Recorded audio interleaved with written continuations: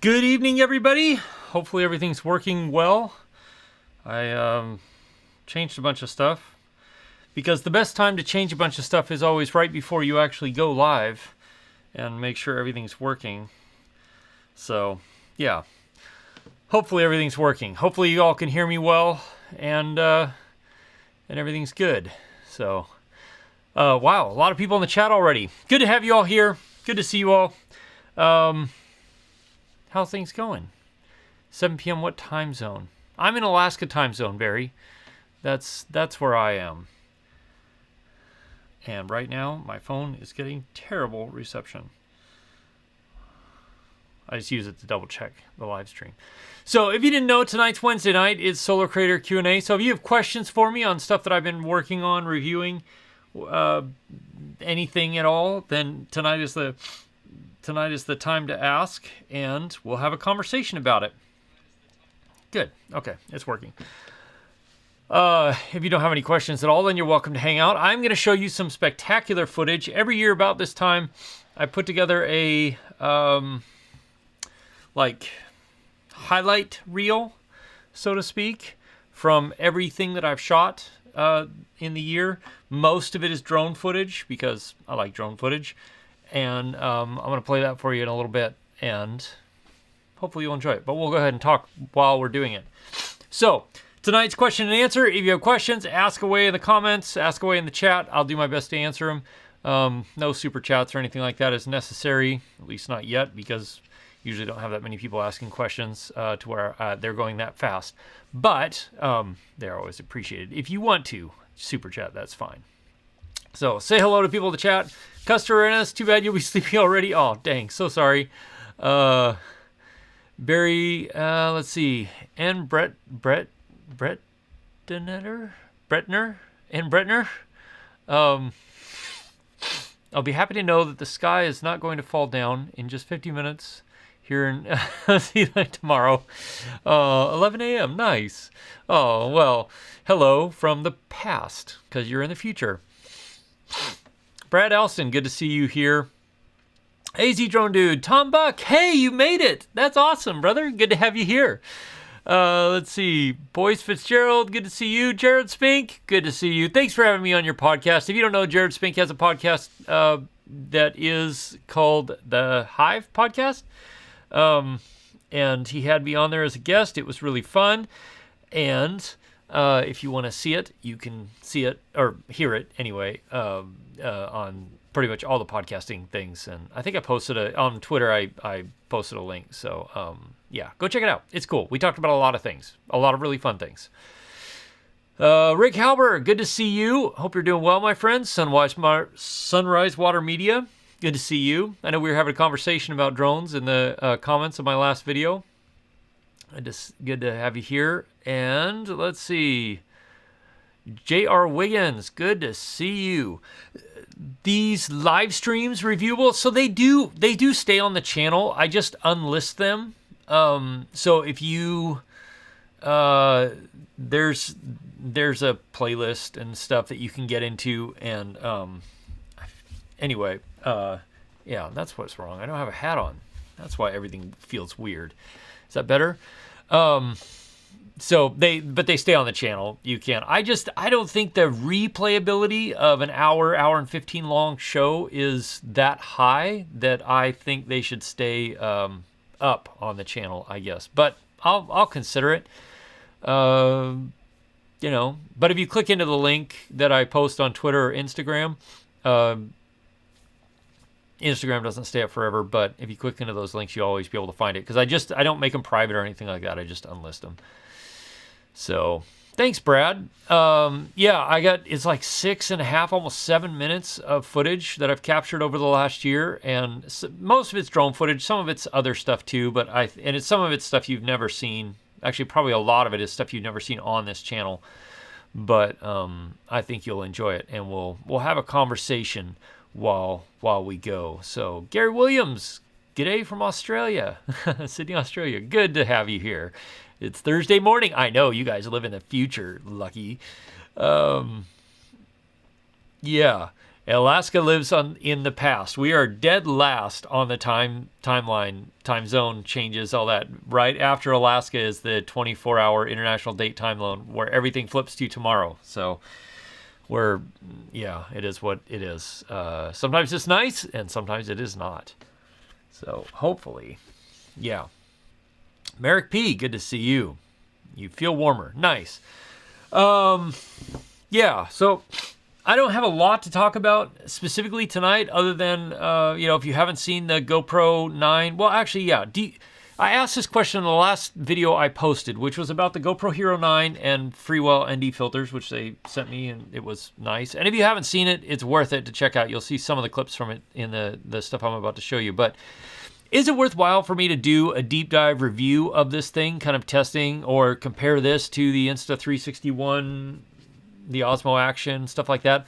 I feel like by the time I get that stuff out, it's like it's a done deal, and there's no reason to do it. But on the other hand, I know my take is probably different than other people's takes, so maybe I cover ground that other people haven't covered.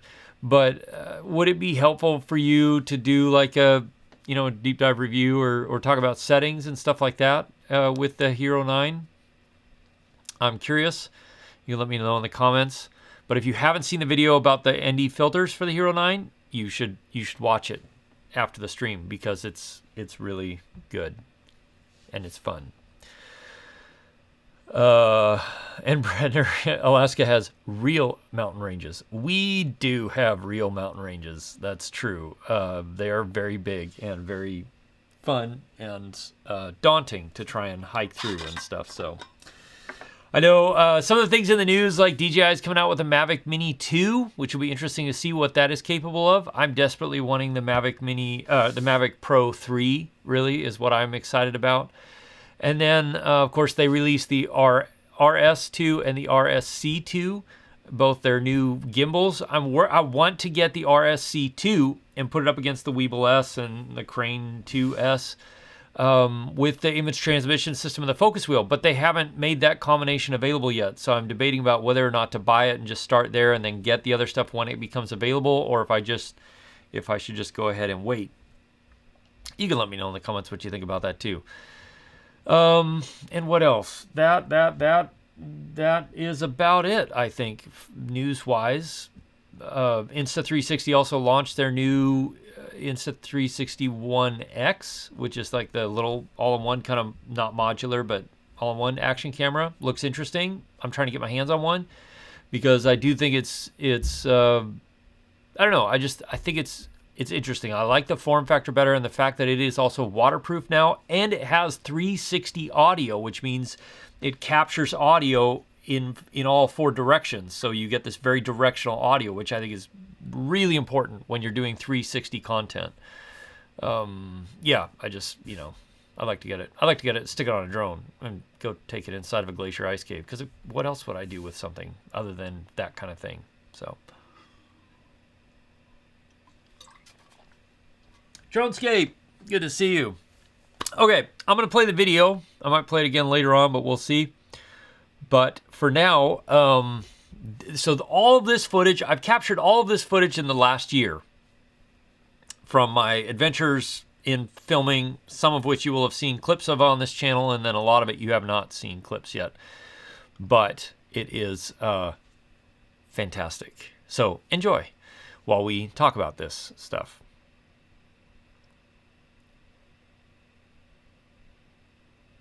Yeah, I think I turned the... You want the music on?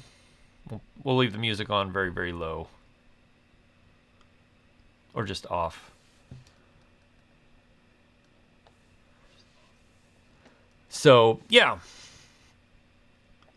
I'll get into the chat. So you can ask questions about this too if you have questions about this. Most of this was shot with Mavic 2 Pro, Skydio, or my FPV drone, which is aka a GoPro. Hey, let's see. I know I saw some other people come in. Will Crespro, nice to see you. Welcome. Dronescape, good to see you here. Spark and Joe, welcome. How hard is the transition from a DJI drone to FPV? Thinking about getting an FPV. It's quite a transition because it is 100% dependent on you to fly the drone. There's nothing to help you. There's no stabilization. There's no GPS or anything like that. It doesn't hold altitude on its own. But it is a very good transition to make, partly because it makes you a better drone pilot, even with the GPS stabilized drones. But it just, man, it's a lot of fun. It really is. So if I were starting out, I would get something like the Beta FPV kit with the little Tiny Whoop drone, or the Tiny Hawk 2 from Emax kit. It's about $200 US, and start with that because you can crash those a fair amount and not worry about it. But you learn everything you need to learn about it and get started. And you don't spend a ton of money and then realize you really hate it, because you kind of either do like it or you really don't. There doesn't seem to be a lot of in between on that stuff. Let's see. Gerald Spink, you'd rather see a video on how to use action cameras and what you capture with them than a review video. That's a great point, Jared. Thank you for that. I'm gonna write that down because I like that a lot better.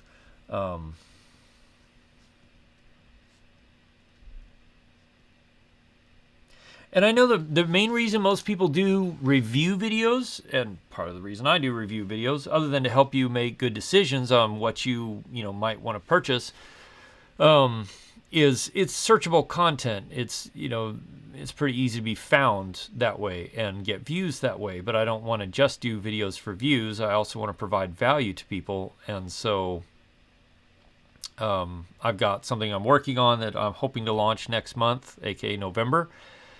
And to hopefully provide more value that way, more in the skills, tips, tricks kind of thing than the review video, which I feel like I've done a lot of reviews this summer. Anyway, so Matt Osborne, you are in such a unique location. You love to see more of my thought process on capturing footage using different equipment rather than a review. Yeah, so that's kind of what I'm working on. And the goal is that I'll be doing 2 videos a week. One is more of the review or comparison type video, and then one is more of the like tips and tricks, techniques type video. Because I promised that, and I say I'm going to do that, and I don't feel like I've done a very great job at doing it, actually. So that's why I'm trying to get to where I can do 2 videos.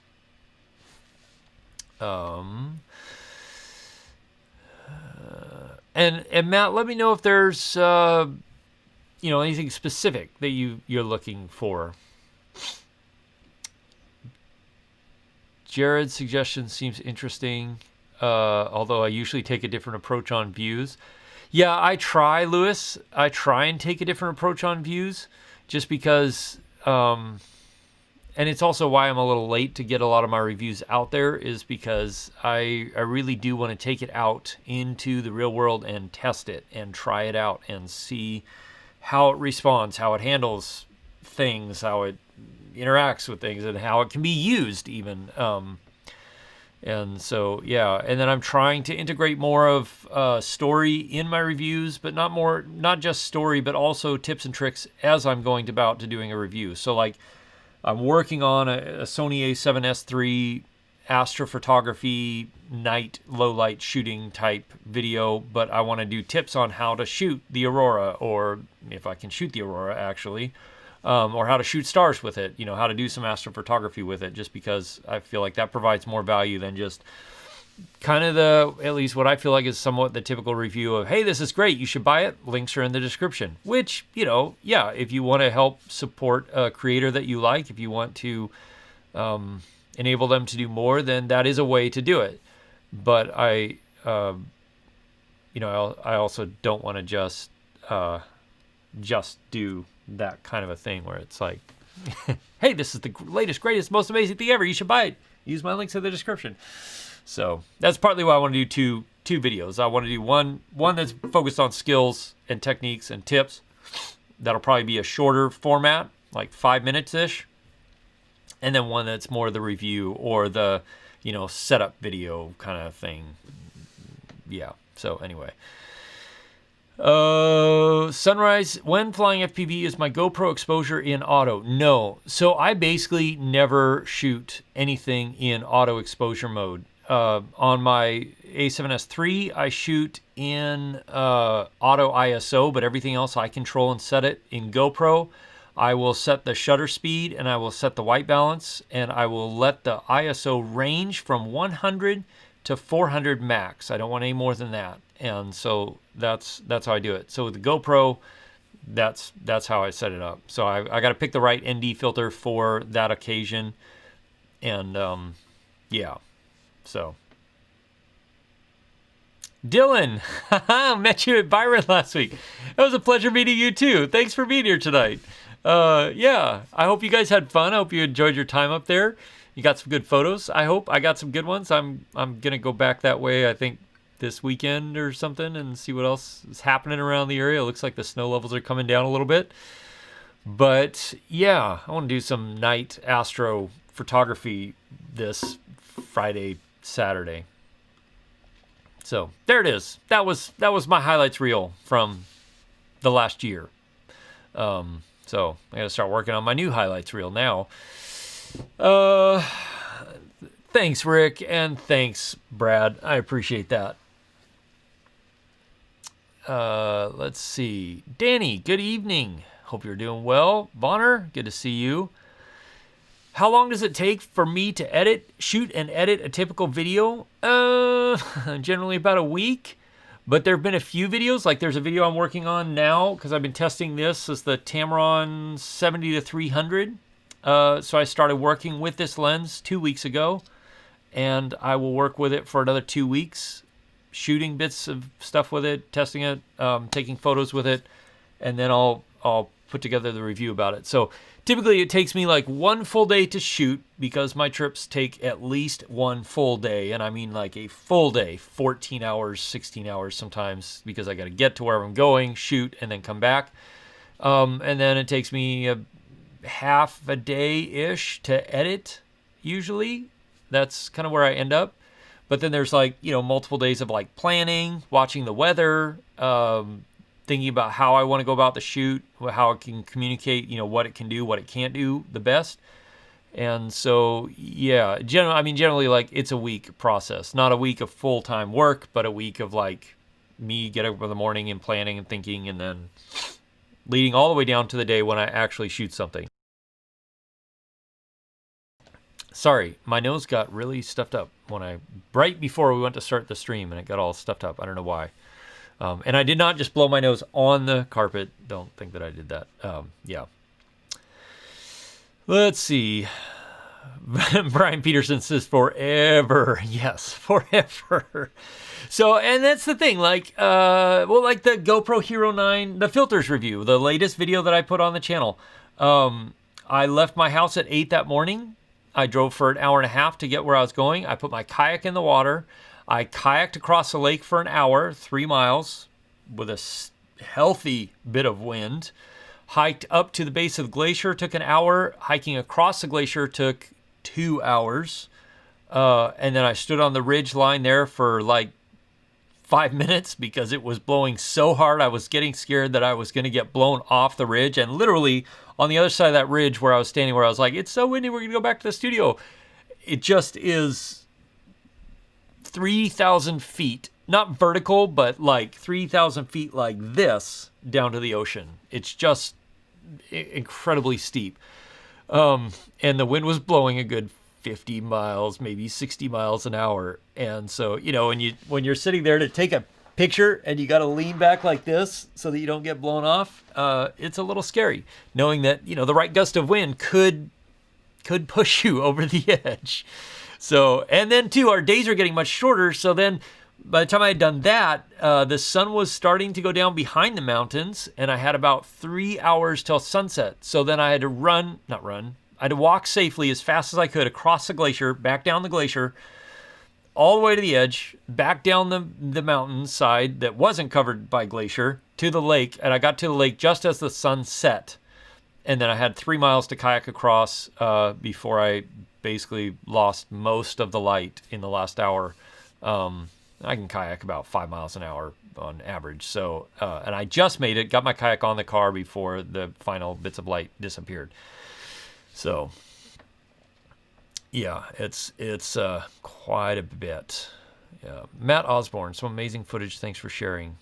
Oh, you're welcome. Thanks, Matt.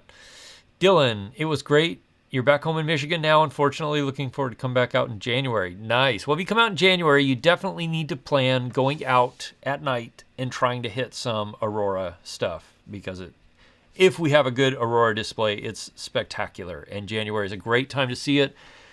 Bring lots of really warm clothes, because generally January is very cold, but totally worth it. So, and let me know if you head back up this way, or when you head back up this way, because if it works out, we go out and do something together. I'm generally always up for that. Merrick P, do I know when the Skydio 2 will be available? So my understanding is that they will be caught up on their back orders by the end of this year, or they were saying by like November, December. So, but the way Skydio works is you put a $100 deposit down, and then when your name comes up on the list, that's your time. They've been working through their back order as fast as they can, and they've been making good progress on getting caught up to where they're not able to take new orders, but they're back where they're like caught up with their batches, I guess, is what that makes sense. So I'd say late this year, early next year is my guess, but that's just a guess. I don't know I don't have any relationship with Skydio. I don't get commission off anything that they sell through the link that I posted in my videos. They haven't sent me anything for free or anything like that. It just is what it is. So, but it's a great product. I like it a lot. Matt Osborne, let's see. Okay, yeah, there we go. Peter McLand. That bass back there is a 1979 Fender Jazz, and it has EMG active pickups in it, and it's, I like it. I don't play it that often anymore, but I really like it. It's a great bass, and it sounds fantastic. Let's see, Matt Osborne, the 70-300. And you wish you want that? I know it's not mine. It's on loan. Tamron sent it to me, but I posted 2 pictures on my Instagram so far that I've taken with this lens, and I gotta say, it's nice, and it's not. Here we go. Like, this is how hectic today was. I didn't even get time to set up my second camera angle, but this is my A7 III. This is the Tamron 28-75. Like, get all the extra stuff off there. Like, this is a big time telephoto lens, and it is not that much bigger than the 28-75, and it weighs about the same too, which is pretty impressive. So, and then, well, what the heck, you know what? Might as well, right? It focuses quickly, it works well, and when it extends, like, it's long, but it's so lightweight, it still doesn't feel unbalanced. It's yeah, so it's nice. I like it. I have no idea what the pricing is yet. I probably need to figure that out before I put my whole review together, but yeah. So, hey Eddie, welcome. Good to have you here, brother. Dynamic range and the colors in the sunset time-lapse are amazing. So that was captured, A7 III. Tamron, it's not on, that's not the Tamron. 17-28, I think. Actually, it might have been this, that might have been the 28-75. I don't remember. That might have been the 28-75. And no ND filter. I wish I'd had an ND filter because I could have made the motion more blurry. I could have dragged the shutter to make it slowed, so it blurred the motion on, especially on the water. I wish I could have done that, but it happened to, like, I happened to be there, and it had been raining all day long, and all of a sudden I saw the clouds are starting to break up, and I was like, oh my gosh, it is going to be this awesome, like, breaking up clouds sunset over so right place, right time. Let's see this. Sunrise, I did shoot that in photos in RAW. I guesstimated where the settings would be when the sun went down because I wanted to go completely black. I didn't have quite enough photos to do that, but it was close. And then I edited them all in Lightroom, and I'm gonna do a whole thing about how to do time lapses. It's one of the many videos that I've got stuffed in the back room on a hard drive waiting to be edited. But thanks. Lewis, lots of fitness benefits from shooting. If you shoot the way I shoot, there is a lot of fitness benefits, yes, because you end up walking a lot of miles. 1 week, like a month and a half, 2 months ago now, when I was doing lots of my initial A7S III stuff, I ended up hiking 50-something miles, and in total, I had climbed a total of 15,000 feet, which means I also went down a total of 15,000 feet. I felt it, it definitely, I felt it at the end of that week. And Bretner, you need a helicopter? Yes, I would love a helicopter. That would be awesome. I'd also like to learn to fly it. Tom Buck, the Aurora is definitely on your bucket list. Dude, when you're ready, hit me up. We'll go shoot something. So, Bonner, thank you very much for the super chat. I appreciate that a lot, man. Hazard pay. Indeed, I appreciate the hazard pay a lot. At the very least, I say this, I feel like I say this every time, but I do appreciate super chats because they do help me pay for gas. Almost any one of these trips, by the time I get there and drive back, I probably have driven 200 miles-ish. Very few of these trips are less than 150 miles. Most of them are around the 200-mile mark. And so I really do appreciate it. Helicopter would have been helpful. Yeah, Sunrise, that's for sure.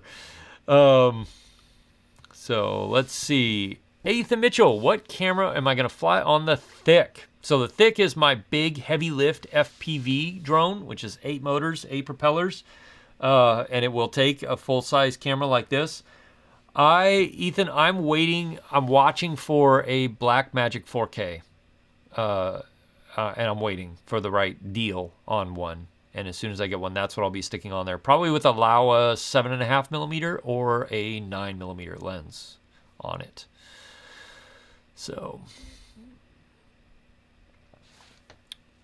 Ethan, do I think that someone will release an action camera with 4K 10-bit soon? No, I don't think it will be soon, Ethan. I think it'll be a while just because the amount of processing that has to happen for 4K 10-bit. I mean, 4K 60 is already pushing the limits of what these cameras can process and what they can handle thermally. Like, they get hot processing 4K 60. So to push that into 10-bit realm is a lot more data that they have to process. And so I don't think it'll be anytime soon. It would be awesome. I would love a Sony RX0 Mark III with 10-bit color and 4K. It doesn't have to be 4K 60 even, but just 4K 24, 25, 30 with 10-bit color would be incredible with a 1-inch sensor because I could stick that on a regular FPV drone and just rip through places. Peter McLennan, you were going to guess Jazz, but check it out. Looks great back there. Thank you. Need a review of the Nikon 24-200. So, Peter, I would love to. I don't have any Nikon stuff, though. I don't have a Nikon body or anything like that, but I'm not opposed to it. I think I could probably get one from my local camera shop to borrow, and I could probably get a body, too. I have a friend who that's all he ever shot was Nikon, so I could bug him for some stuff. But, yeah, I'll think about it, man. I'll try and think about what I can see. I did see that lens. It looks very, very interesting. Jonas, welcome.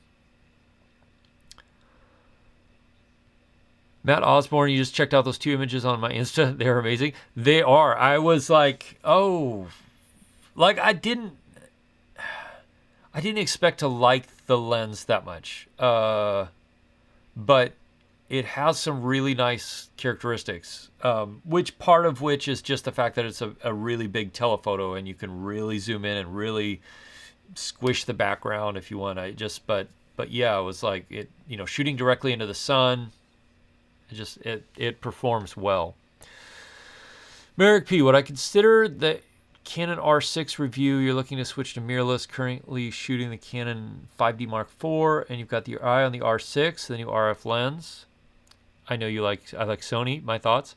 So they just released firmware for the Canon R5 and R6, which further improved the overheating issues. Not like I would have overheating issues up here, but Yeah, but I do want to do. I have a friend who shoots an R6. The RF lenses are fantastic. The RF glass that Canon has produced is excellent. So yeah, I wouldn't hesitate there on the RF lenses. The R6 is I haven't had a chance to really do much with it, but when I did get to play with it a little bit, it's an excellent camera. Both the R5 and the R6 are excellent photo cameras, if you consider that they have video features that are secondary to their photo features.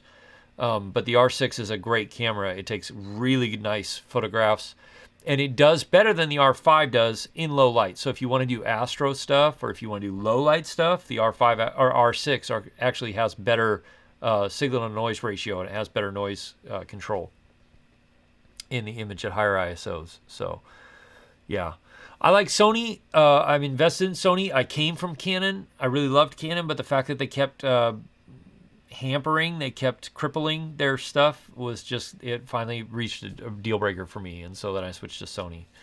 And but yeah, the R5 and R6 are good, very good cameras. Just you have to know their limitations, which are mostly on the video side.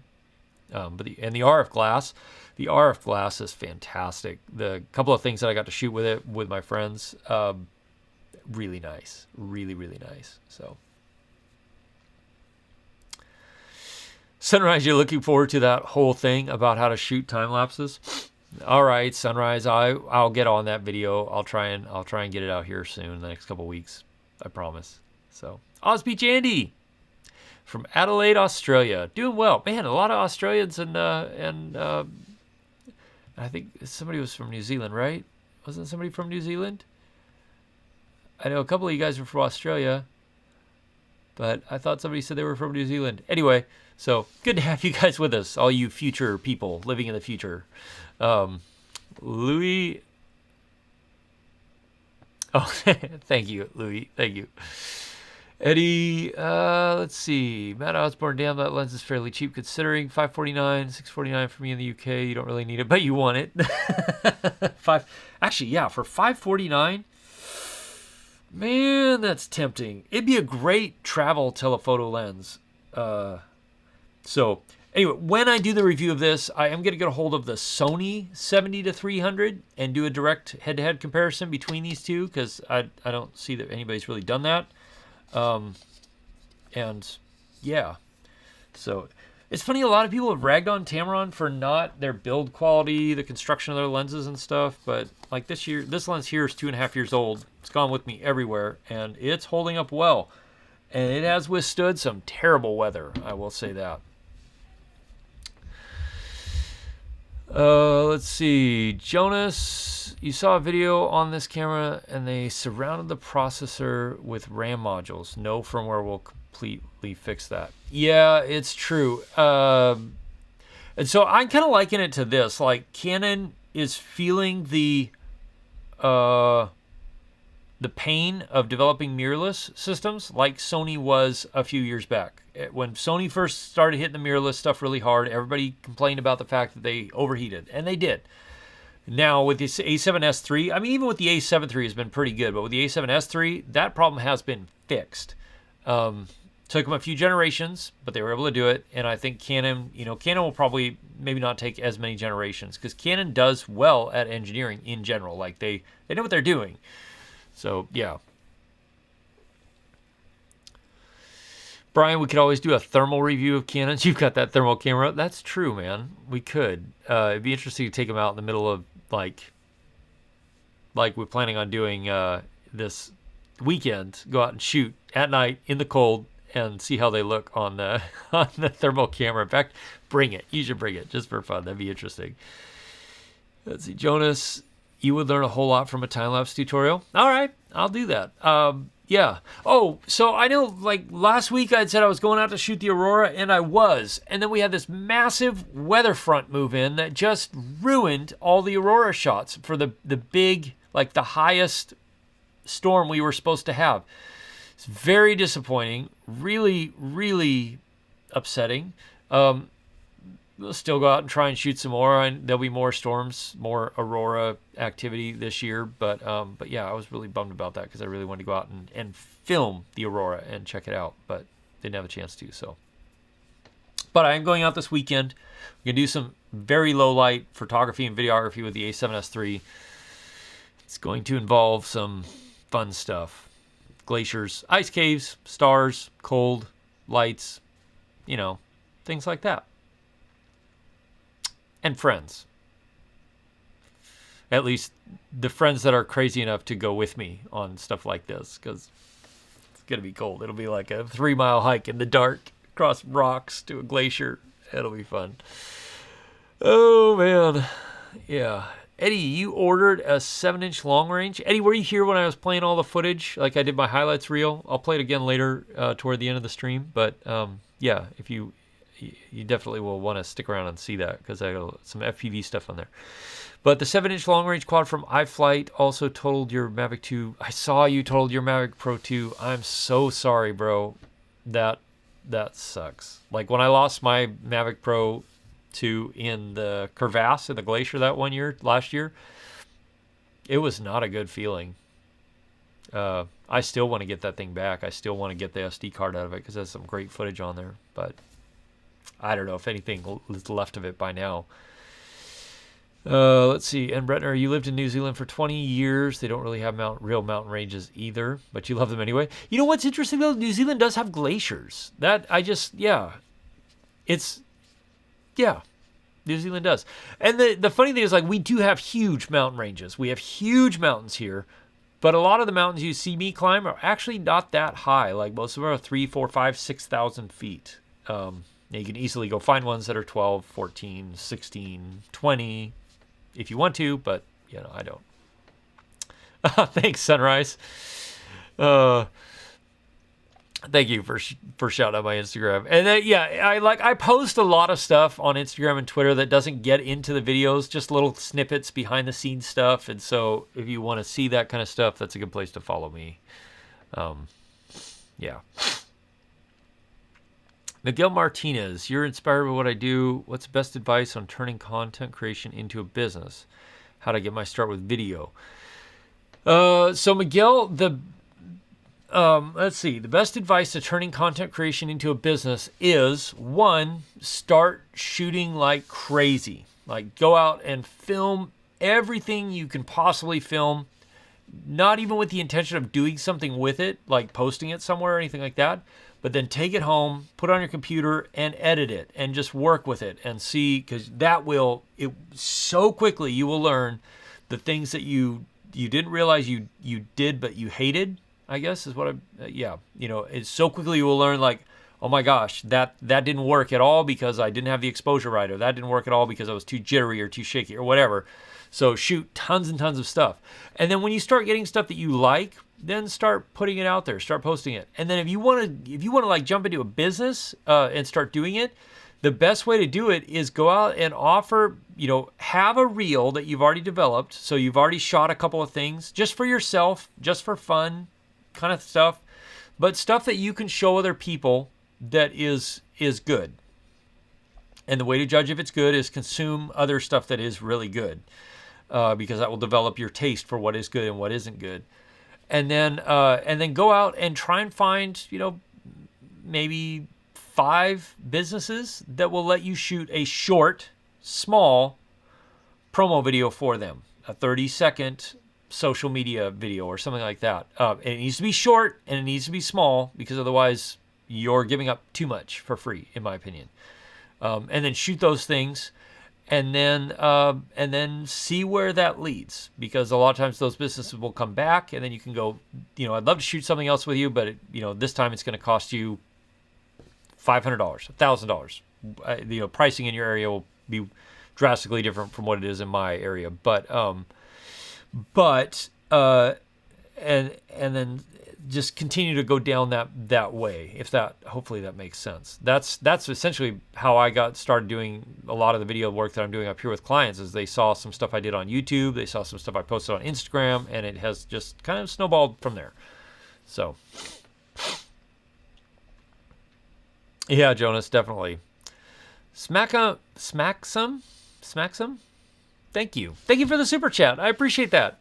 You just picked up the 28-200 for your A6400 due to my review. Liking it a lot so far. Taking it to Alberta this weekend to try it out. Awesome. I hope you get some great images with it. I did really like that 28-200 a lot. Like, if I hadn't just purchased the 70-180, and I do need the 70-180 for some of my work because it's just that constant aperture of f2.8 all the way through is important in a few things I do.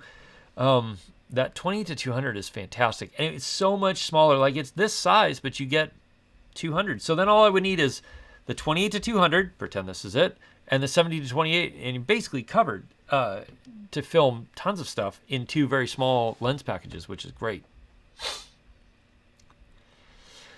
Sunrise, the Mavic 3 needs antenna avoidance mode. Yes, it does. It does. Ugh. Eddie, figure out worth it to buy another Mavic 2 Pro or wait for the potential Mavic 3. Yeah, Eddie, man, that's a tough call because all the rumors are it's going to come out in January, but you know. Anyway, yeah. Matt Osborne, you did exactly this with real estate photography and videography. Now you've just started your own business as a second job. That's awesome, Matt. Yeah, so that is a really solid way to get in there. And I haven't really broken into the real estate market up here. I kind of tried, and then like it was hard, and I just stopped. And it wasn't like it's not needed. It's just that everybody I talked to already had somebody they worked with, and so I was like, okay, that's cool, that's fine, whatever. But I did go out and shoot some people's houses for fun. And to partly just like test my skills at shooting a house, shooting real estate. And so, yeah, it was fun. Turned out good. But yeah, in fact, I'm going to be taking a small FPV drone and going to film a friend of mine who has a larger house and do a fly through of their house just to see what it's like to do one. Because, that might be something that people want. So, yeah, actually, Miguel, I posted this on Twitter last night, I think, but because a lot of people I was getting a lot of comments about people saying, "Oh, I want to be better at this. I want to be better at that," and I wasn't critiquing them as much as that I've been in that place where I would watch somebody else's stuff and go, oh, "I want to be able to do that. I wish I was better than I am," and then I wouldn't do anything about it. And so I posted this thing on Twitter that was just basically like, lots of people say they want to get better at stuff, but what made the professionals or the pros better was them going out and doing it. Like, everybody started somewhere. Some people have more talent than others, but everybody started somewhere. They had no skills at all. And they went out and did it and did it and did it until they got to the point where it hit this level that they were able to start doing it professionally. And that's what happened with me in photography. Like, and videography, there's probably 1,000 videos out there that I filmed and just didn't do anything with. Like, they never got posted anywhere because they weren't that good. But I still will go out. Every time I go out, I take a camera with me and I film stuff. Almost all the time, some of the time it works out. A lot of times that stuff doesn't go anywhere and it doesn't do anything because it's not worth it. It's not good content. But I still will go out and film just because I'm constantly wanting to push and hone my skills. So the bottom line is, if you want to get better at something, the best way to get better at something is do it, and do it a lot, because that will help you improve. So let's see. Jonas, very tough decision, Mavic 3 or 2, getting the Mini 2. Yeah, the Mini 2 is pretty sweet. Hey, Review. Good morning. Wow, that's early, brother. Hope you're doing well.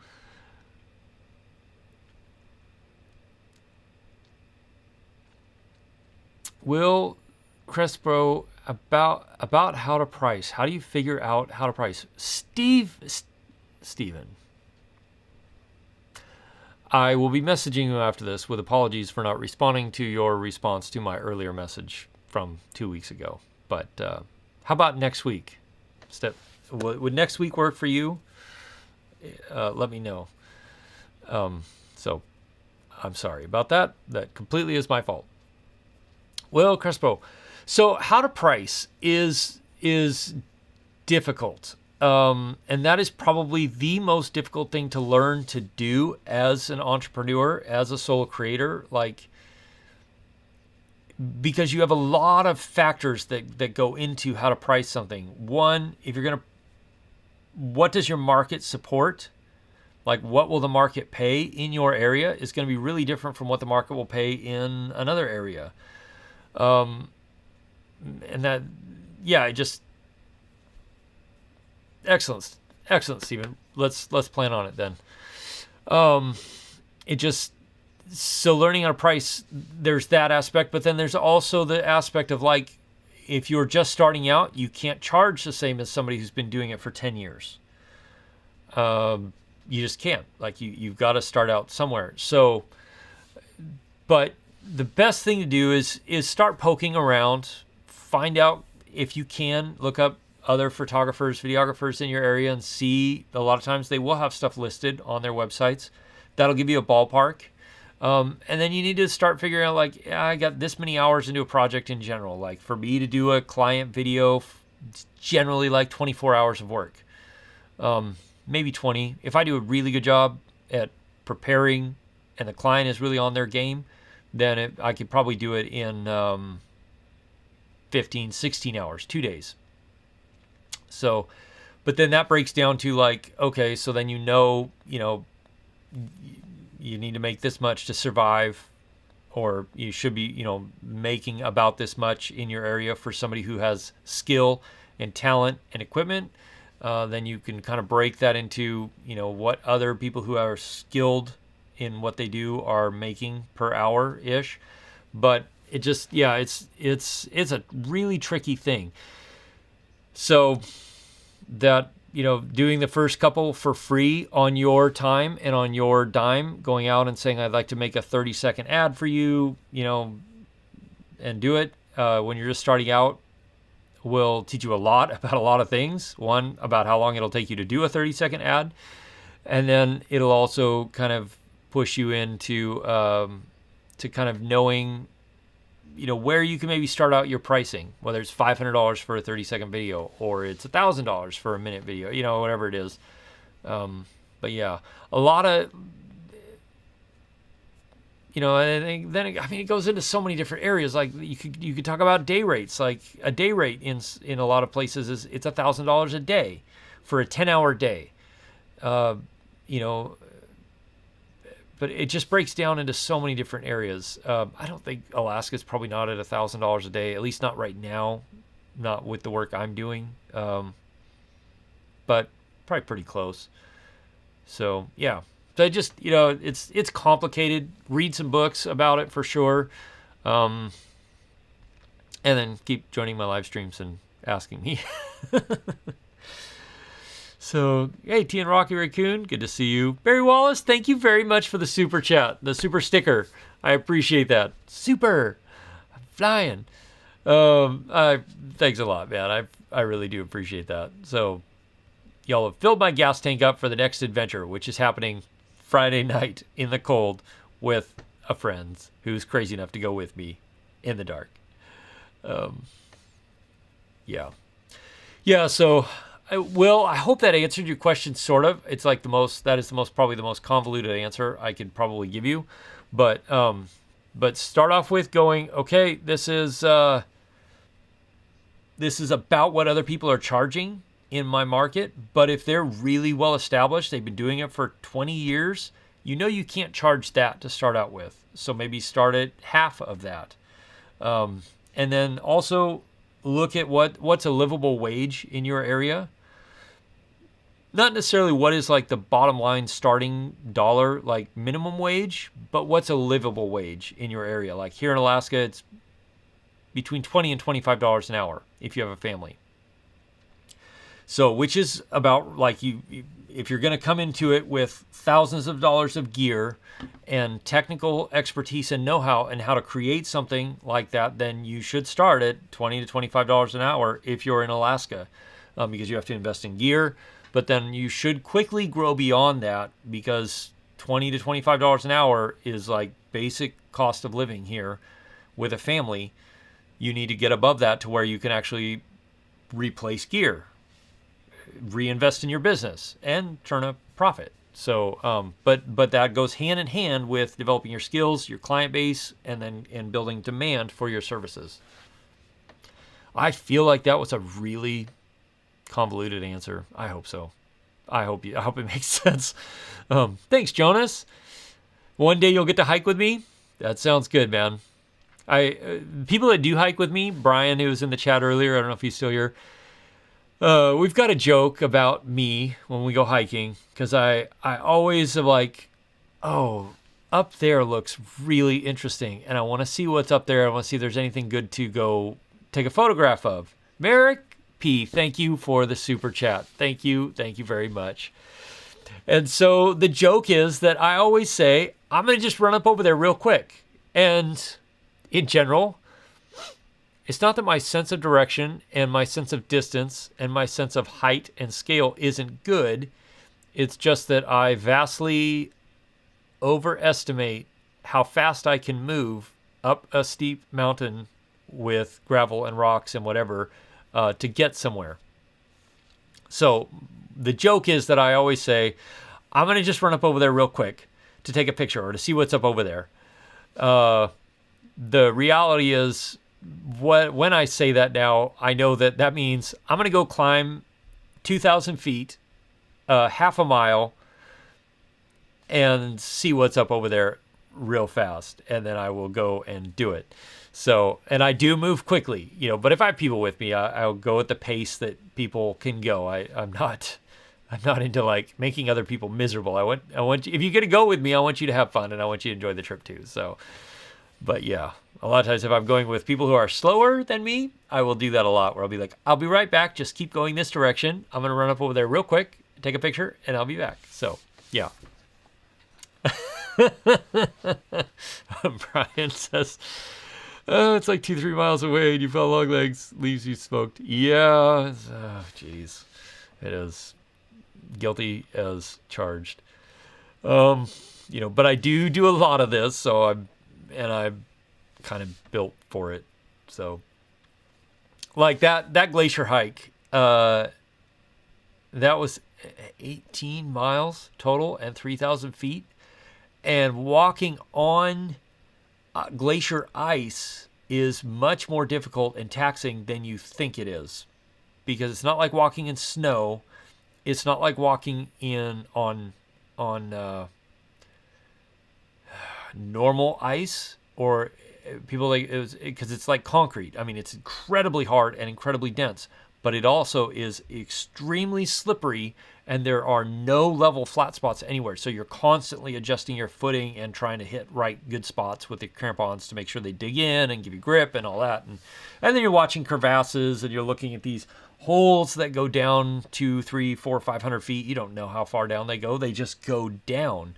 And if you fall down one, that's it. Game over. So it's interesting.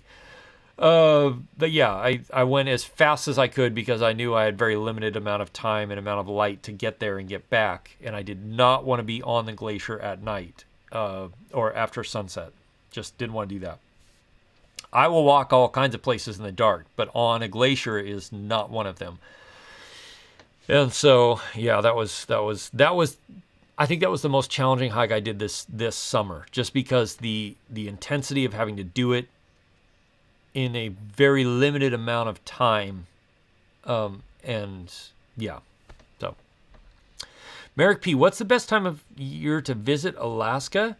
So in general, the best time is like early to middle June-ish. Like, it is spectacularly beautiful then. It's light 24 hours a day. You get to see lots of things. Generally, our weather is pretty good then too. So that is a great time to see Alaska and to visit Alaska. But if you want to go up into the mountains, you've got to wait till like July, August, because the snow in the mountains doesn't melt until July, August. So like, I want to go back up to that spot that was in my last video up in the glacier there and do some more stuff with that lake and check out that lake. I also want to hike to a place where a B-29 bomber crashed on a glacier, which is near where I was filming all the A7sIII stuff. but I can't do either of those things until sometime in August because the snow will not be gone enough for me to get to those areas until sometime in August. So yeah, so it depends on what you want to do. If you want to see stars and northern lights, then the dead of winter, when it's brutally cold, is when you got to do those things. Ice caves also are generally the safest in November to March-ish, depending on where they are. So, yeah. Yep, there we go. Photo Finn, how you doing, man? Alaska's treating me good. I'm alive. I can't complain about that. We've had some pretty good weather, and winter is solidly here. So, yeah. I hope you're doing well, man. Hope you're doing well with all the life adjustments you guys have had. So, and happy belated birthday. Yeah. All right. I'm going to play this video one more time as we go out. We'll keep talking as it plays, but yeah, this is all footage I've captured in the last year. It's really my highlights reel. Debating about whether to put it on my channel or not. I mean, other than it's just really great footage, I don't feel like it adds a lot of value to people. So I did post it on Instagram, though, on IGTV. And yeah, it's funny when I watch some of this and I look and I remember these trips, like going out here, you know, it's nice in the day. It's like that was bitterly cold. I think it was 10 below zero. That was 12 below zero when I did that. This was a beautiful spring day. Just absolutely gorgeous. This was spring. It's amazing how many places I go, yeah. And then I realize we're going into winter and I'm like, oh man, I'm not sure I'm ready to go do these trips in the winter again, but I do have good clothes. I'm pretty ready to go. Stefan says, put it on the channel. All right, I might just wait a little bit and get toward the end of 2020, and then I'll post it as my, you know, highlights reel. Jonas, serious question. Who would give a thumbs down? Internet trolls are everywhere. You know what? Yeah, it's amazing. Like, I will get thumbs down videos, or a thumbs down on my videos within 3 minutes after they're posted. The point where people won't have time to have watched the entire video yet, but they will already thumbs down it. I don't get it. I don't care, but whatever. Stephen, yeah, I know. It's true, isn't it? It's like, yeah, it's, and the thing is, like, I go out and do this stuff, and I capture tons of footage, and then I've got to condense that into like 10 to 15 minute video where I'm also giving valuable information. Like, there's so much B-roll, drone shots, photos, video clips of stuff going on, and it just, like, it's, how do you can't put it all in there. And so I end up picking like 2 or 3 of the best clips and sticking those in there somehow in my title screen or whatever. But it just, yeah, it's really hard. The struggle is real. It's, yeah. And then sometimes like this here, the FPV stuff, that I didn't even film much of anything that day. I filmed a ton, but I filmed a few bits for the like DD-D4 Duo review that I haven't posted yet that I need to get off my behind and edit and post. But the rest of the time, we just had fun. And we sat out and watched this glacier fall apart for 3 hours because it was falling apart really actively, which is cool. It's calving is what it's called. And yeah, so it was just, you know, we sat right here, right where you can see me and my buddy standing. And we just watched this thing just do its thing for 3 hours. I flew my drone around until I didn't have any batteries left. And it was a great day. And it's important to take those days too. Like, go out and do and create, not for the purpose of showing anybody, but just because you enjoy it. Like, don't lose track of when you do things that you're doing it because you enjoy it, not because it's going to get you something. It's really important to do that, to keep up that the enjoyment of creating just for creating's sake. Not enough time, not enough HD hard drive space, man. That's true. The POV is ridiculous. You must have it. It is. And that shot actually turned out way better than I thought. Coming up at me and my buddy standing there and then flipping over the top of us and landing. Not landing, but like coming down right behind us was like, oh, that shot turned out so good. And then we were going to film a bunch of other stuff with my drone and his airplane. He was going to fly around. I was going to chase him with the drone. And the drone didn't work. So I broke a wire. Thankfully, it didn't break a wire when I was out flying over or near that glacier, because I never would have been able to recover it. Like, that would have been it. But yeah. Oh, yeah.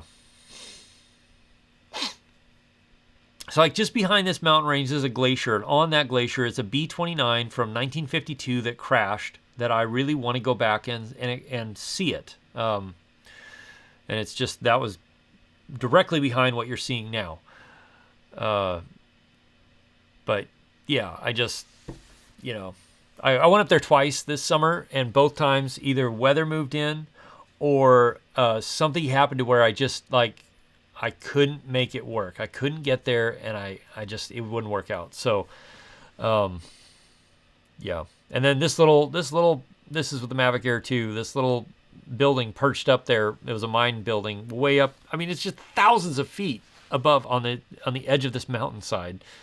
It's cool. And then that's that spring-fed lake that I but went up to see what the hole in the glacier was. If you haven't watched the last video, go watch the last video. This is the view from the top, up at the top of the glacier. It's absolutely spectacular. Windy as heck, but spectacular. And then me trying to, that's not the same trip, but yeah, going home.